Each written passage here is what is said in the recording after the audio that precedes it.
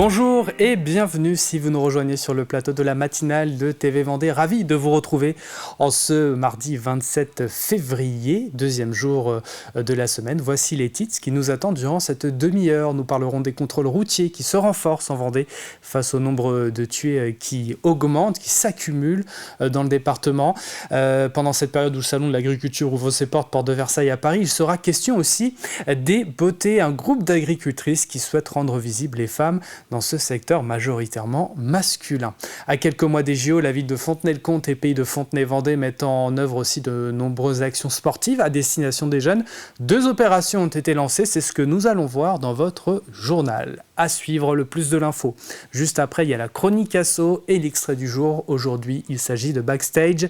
Le jeu également avec 4 entrées à remporter pour le Cinéville de la Roche-sur-Yon. La question arrive à la fin de cette demi-heure. Le deuxième indice pour vous aider également. Un gagnant ou une gagnante sera tiré au sort vendredi. Avant tout ça, les prévisions météo avec le retour d'un temps calme. Les nuages sont assez nombreux ce matin, notamment à l'est du département, mais vont finir par laisser place à quelques éclaircies. Le thermomètre baisse très légèrement, 7 degrés en moyenne sur le département. C'est dans l'après-midi que l'amélioration va se voir avec du soleil pour tout le monde, même s'il faudra composer ici ou là avec quelques nuages. N'attendez pas plus de 10 degrés au meilleur de la journée. Coup d'œil vers les marées maintenant, avec une pleine mer qui est passée à 6h29. La suivante, ce sera à 18h45 dans la soirée. Et pour ce qui est de la basse mer, c'est en milieu de journée à 12h58, coefficient marée 82,79. La carte des marchés pour cette journée de mardi. Vous pouvez vous rendre à Saint-Laurent-sur-Sèvre, Dompierre-sur-Yon ou encore la Bruffière, un peu plus dans le sud. Comme vous pouvez le voir, nous avons celui de Talmont-Saint-Hilaire ou encore les Sables-d'Olonne. Nous sommes le mardi 27 février 2024. Et le 27 février, nous souhaitons bonne fête aux Linettes, Léandre et Honorine. Journée mondiale de l'anosmie aujourd'hui, c'est la perte de l'odorat. Elle a été lancée pour sensibiliser la population sur les troubles de l'olfaction. Sachez que cela touche 5% de la population dans le monde. Cette lésion assez fréquente dans le cas d'un traumatisme crânien est peu connue en France. Elle peut également être congénitale. Un Pokémon a 28 ans aujourd'hui. Il s'agit de Pikachu. Il est apparu pour la première fois au Japon en 1996. Alors initialement, ça devait être un personnage secondaire, mais c'est devenu une vraie mascotte de cet univers. Le soleil va se coucher ce soir pour 18h48 en Vendée. Voilà pour les quelques infos pratiques. Place au journal 100% local de la rédaction.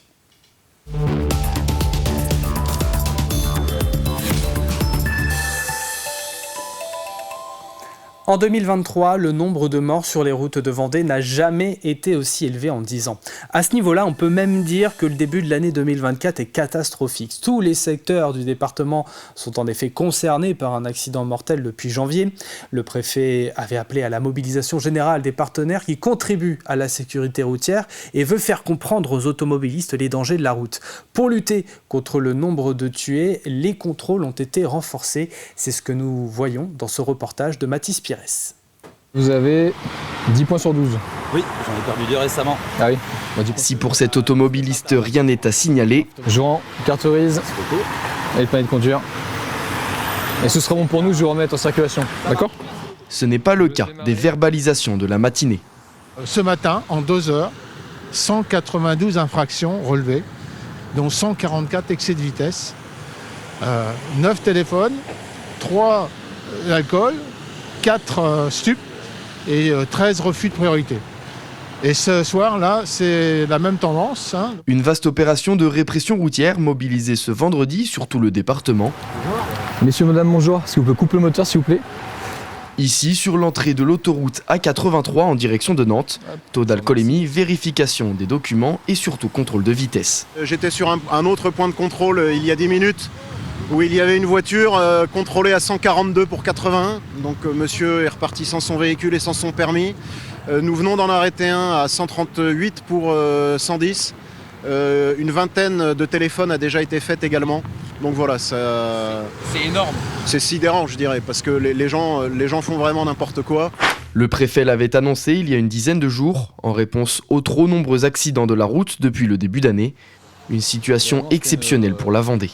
Je rappelle que l'année dernière, on a eu 57 tués tout au long de l'année. C'était déjà un record. c'est le record de la décennie. Nous n'avions jamais eu autant de morts l'an dernier que depuis 10 ans. J'ai décidé de, on va dire, saturer le département en contrôle pendant plusieurs jours. Et j'ai donc ce matin 130 militaires qui étaient engagés pendant 2 heures, de 7h à 9h, sur toutes les frontières du département et autour de la ville des Sables-d'Olonne. Et ce soir, nous sommes en étoile autour de La Roche-sur-Yon, jusqu'aux différentes frontières du département. De nouveau 130 militaires d'engagés. Au total, déjà 14 personnes ont trouvé la mort des suites d'un accident de la route depuis le 1er janvier. Le préfet annonce maintenir la pression pour ne pas voir cette situation s'aggraver. C'est la section départementale la plus importante du pays. L'Union nationale des combattants, l'UNC, compte exactement 11 658 adhérents. Cette association agit pour la défense des intérêts du monde combattant, perpétue le souvenir des morts pour la France et contribue de transmettre le devoir de mémoire aux jeunes générations. Une assemblée générale a eu lieu en fin de semaine dernière. La Marseillaise a été entonnée par plus de 300 porte-drapeaux. Point d'orgue de la cérémonie. La Vendée a créé le drapeau devoir de mémoire. Alors qu'est-ce que ça veut dire ? Ça veut dire qu'on travaille avec les conseils municipaux d'enfants pendant 6 mois, 1 an, et au bout d'1 an, nous leur remettons un drapeau devoir de mémoire que les enfants portent chacun leur tour. Il n'y a plus de guerre, mais moi je vais souvent dans les écoles aussi pour leur dire que s'ils vivent dans ce beau pays de liberté, la France, eh bien ils le doivent à ceux qui ont souffert et qui sont morts pour la patrie. 60 ans que Michel Leboeuf est président de l'Union nationale des combattants de la Vendée. Il lance un appel à venir rejoindre l'association pour se souvenir. Les Beautés, c'est un groupe d'agricultrices membres de la CAVAC créé il y a 2 ans. Aujourd'hui constitué de 13 membres, le groupe souhaite rendre visibles les femmes dans ce secteur majoritairement masculin. Pour cela, les Beautés s'appuient sur 2 leviers.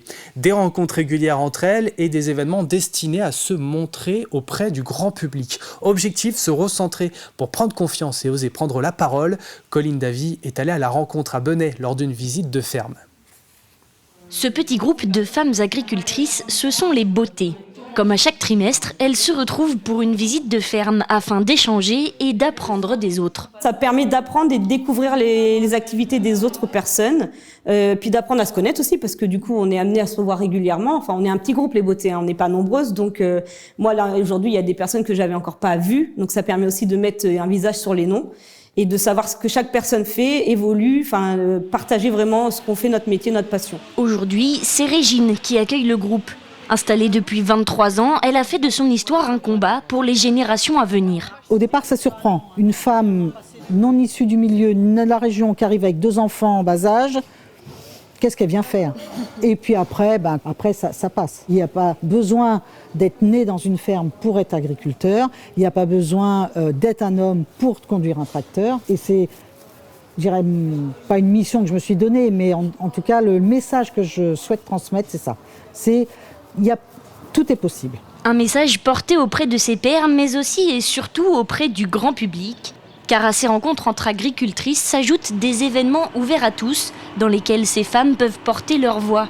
C'est là tout l'enjeu des Beautés, prendre confiance entre femmes pour oser s'exprimer plus largement. L'objectif, il est vraiment d'être ambassadrice du monde agricole et de porter la voix du monde agricole partout où nous allons. Plus le nombre d'agriculteurs va en diminuant, plus la déconnexion avec le monde agricole augmente, et donc plus il y a d'intérêt à ce que chacun, chacune prenne en main ce pouvoir de représentation, continuer à conserver le lien avec les consommateurs. On l'a vu avec la crise qu'on a connue, qui est plus ou moins en train de se relancer.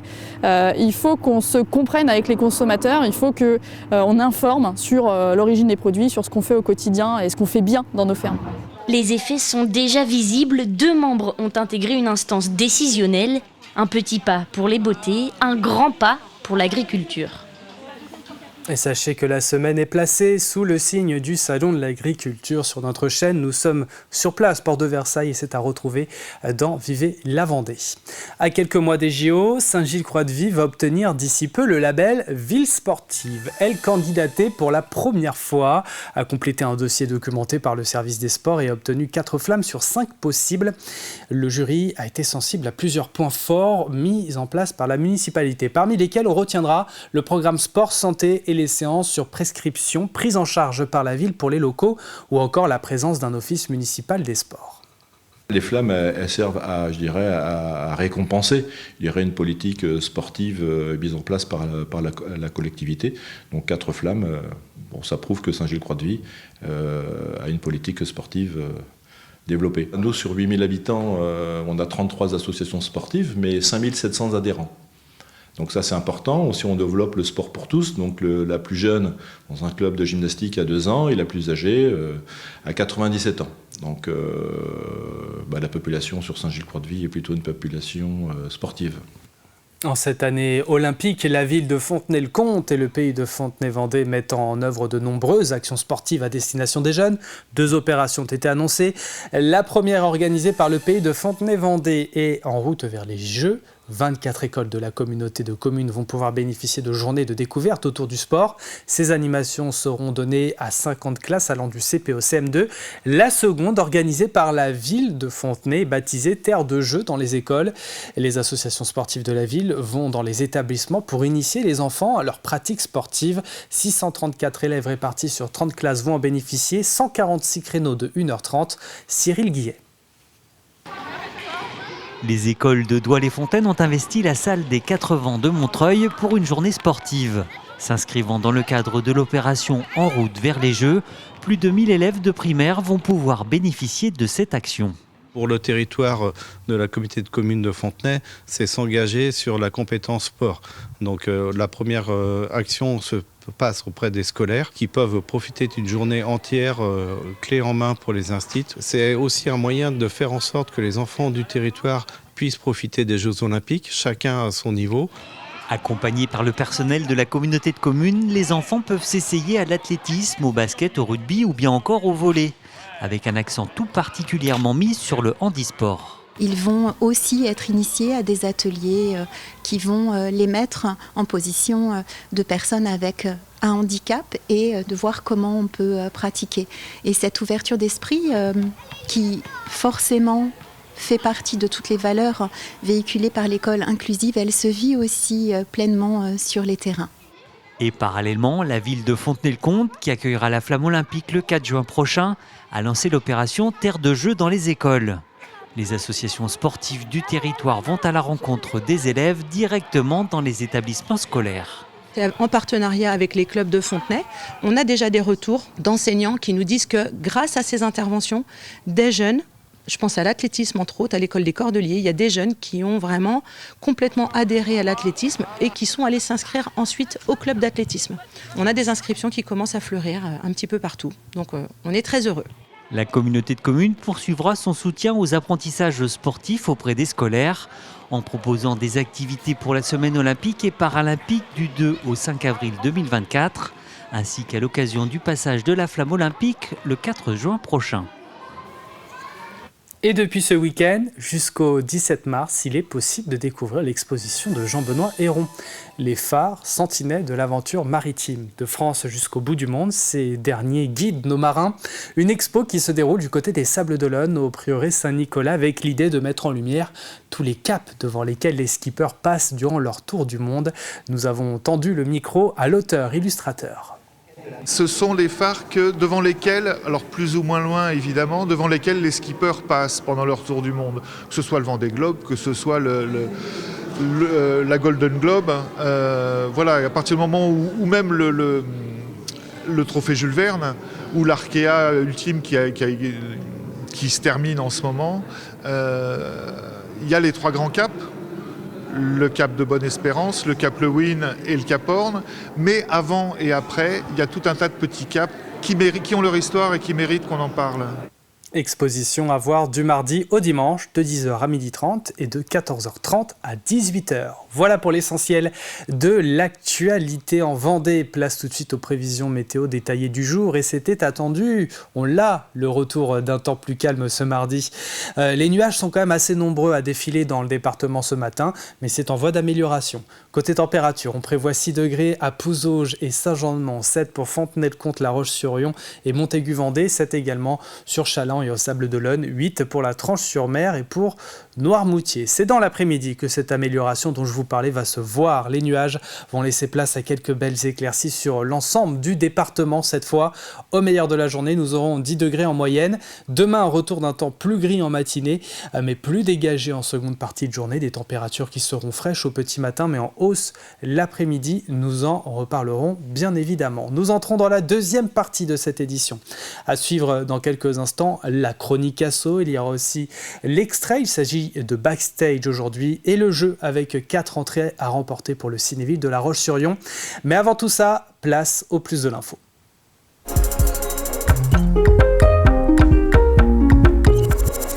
Arrêtez de venir pour moi, mais venez avec moi. Ces propos sont ceux d'une résidente d'un EHPAD. Ils ont servi de titre à cette première journée d'échange sur l'accompagnement des seniors organisée aux Achars par la MFR et les jardins Médicis de Chaland. L'occasion de se questionner sur ces pratiques à travers des conférences, tables rondes et ateliers participatifs.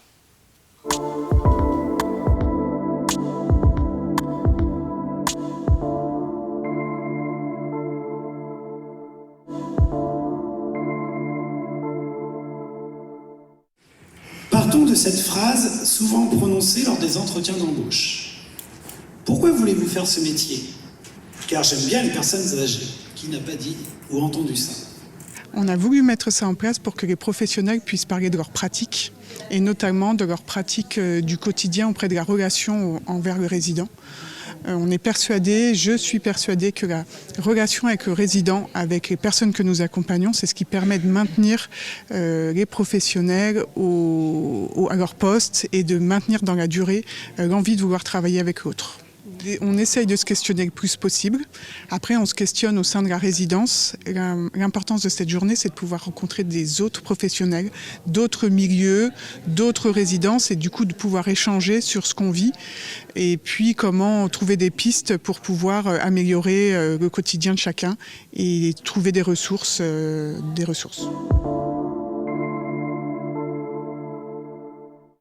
Beaucoup au début de leur formation, parce que c'est des choses qu'on ne voit pas forcément dans toutes les formations. Cette distance en fonction, quand on est infirmière, quand on est animateur, quand on est aide-soignante, elles ne sont pas apprises pareil dans les écoles. Et donc chacun a du mal parfois à se positionner et en plus chaque établissement attend des choses différentes en fonction du projet d'établissement dans lequel il travaille. Ça se travaille justement, on essaye de voir les besoins de la personne âgée et ses besoins à soi. Qu'est-ce que moi j'ai besoin, qu'est-ce que moi j'ai envie? Est-ce que la personne âgée a ces besoins-là? Est-ce qu'elle est d'accord aussi? C'est-à-dire que c'est toujours le consentement. Consentement dans la relation. C'est-à-dire que si un professionnel est trop dans le tactile, est trop dans l'affectif, c'est un mauvais professionnel. Et d'ailleurs ça a été dit aujourd'hui dans les représentations. Moi, je pense que c'est essentiel, moi.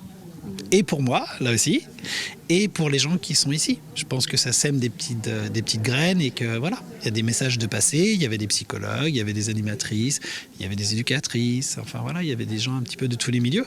Et ça chemine, on voit bien qu'il y a des gens aussi qui ont cette volonté-là, en fait, d'avancer.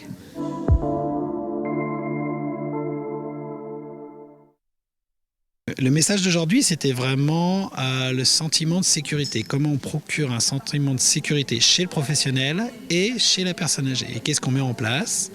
Et avec la notion de l'attachement, en fait.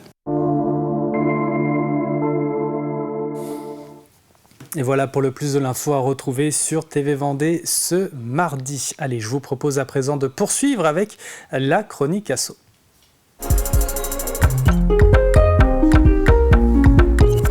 Coup de projecteur avec Mathis Pires sur les Restos du Cœur qui lance, comme chaque année, la grande collecte nationale le 1er, 2 et 3 mars. On vous emmène à Mouilleron-le-Captif, au siège de l'antenne en Vendée, pour en discuter avec sa présidente. Bonjour à toutes et à tous pour cette nouvelle chronique asso. Vous le voyez derrière moi, je me suis rendu au siège départemental des Restos du Cœur de Vendée. Et à côté de moi, Christine, bonjour. Vous êtes la présidente des Restos du Cœur en Vendée. Bon, même si tout le monde connaît finalement les Restos du Cœur, est-ce que vous pouvez un peu nous faire une petite piqûre de rappel? Quelles sont vos missions au quotidien?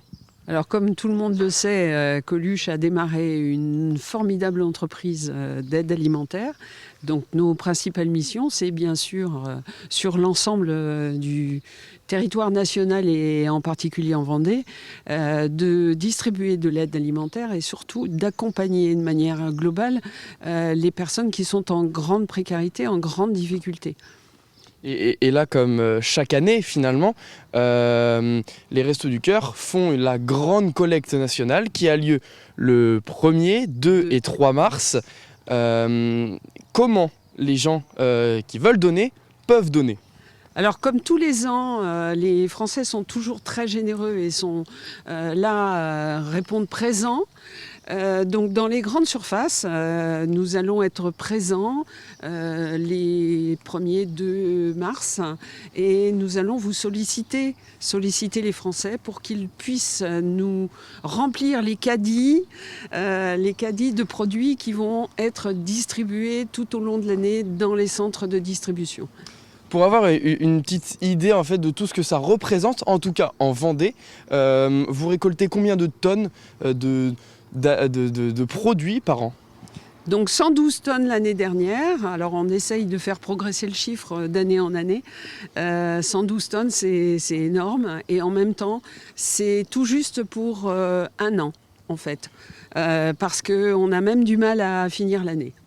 Et quel type de produits sont acceptés et quels types de produits ne sont pas aussi acceptés? Alors tout ce qui est frais. On ne prend pas tout ce qui est frais, mais bien sûr tout ce qui se conserve. Alors, des produits alimentaires évidemment, tout ce qui est pâtes, riz, etc. Des légumes en conserve, des plats cuisinés en conserve, des produits d'hygiène évidemment. Bon, eh bien, vous l'avez entendu, si maintenant vous voulez donner et aider les Restos du Cœur, ça se passe le 1er, 2 et 3 mars prochain dans les supermarchés à côté de chez vous. Comme le dit si bien les Restos du Cœur, on compte sur vous et la Chronique Asso est terminée. On se retrouve la semaine prochaine. Et vous avez maintenant toutes les informations nécessaires pour soutenir les Restos du Cœur. Restez avec nous, le jeu arrive dans quelques instants. Mais avant, c'est parti pour l'extrait du jour.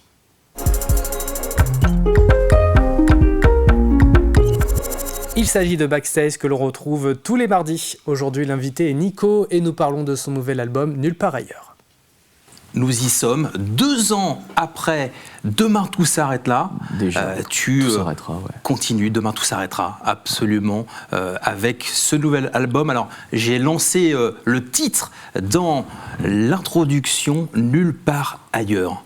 Ouais, Nulle part ailleurs, ouais, parce que j'avais envie d'exprimer le côté, cette envie de voyage, cette envie d'évasion à travers cet album.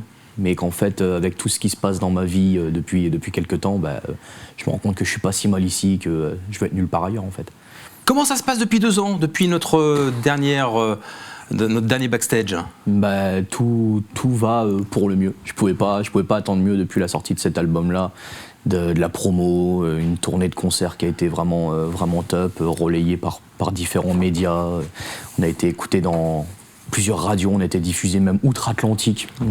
Il a bien marché, hein. Ouais, cet album, très bien marché. À notre échelle, il a bien marché, ouais. Oui. Par rapport à nous, notre petite échelle d'indé, c'est vraiment top, ouais. Il y avait même, j'ai vu pour cet album, un article sur France Info. Ouais, on a été dans relayé, la partie culture. Ouais. Ça aussi, ouais, ça a été assez surprenant. Mais même nous, on a été surpris de se retrouver ici. On a eu la chance de faire des plateaux, notamment avec France 3 aussi. Puis par la suite, ça a décollé directement jusqu'à France Info. Ouais. Ouais. Alors tu parles de cette petite échelle, hein, je reprends tes propos à l'instant utilisés. 15 ans maintenant que tu es dans le rap. Ouais, c'est ça, 15 ans, ouais. Tu en parles dans tes textes. Est-ce que parfois, te concernant, il n'y a pas cette envie d'éclore au niveau national, au niveau d'une échelle plus importante? Il y a forcément cette envie dans le côté où l'envie de voyager un peu plus avec la musique, d'aller jouer dans d'autres villes, pourquoi pas même dans d'autres pays, ça serait complètement fou. Mais après, tu vois, comme on disait en off, un artiste, en général, on dit c'est 7 ans. Si au bout de 7 ans, il ne s'est rien passé, c'est que c'est fichu. Et comme je disais, moi, ça fait 2 fois 7 ans maintenant, donc bon, je pense pas qu'on ira dans des grands trucs, mais Mais on est content, on peut faire nous-mêmes, on arrive à faire nos concerts, on arrive à faire nos albums, on arrive à faire de la promo. Un nouveau numéro à retrouver dans son intégralité aujourd'hui sur TV Vendée. Avant de marquer une page de publicité et nous quitter, place au jeu.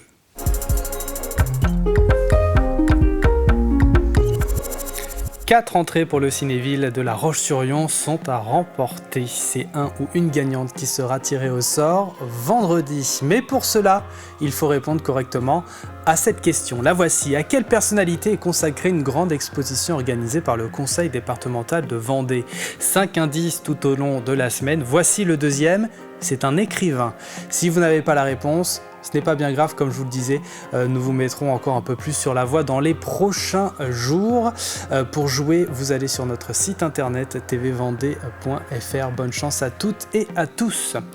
C'est la fin de cette matinale, merci de l'avoir suivi. L'info revient à 12h30, ce sera avec Julie Morini. Passez une excellente journée sur TV Vendée.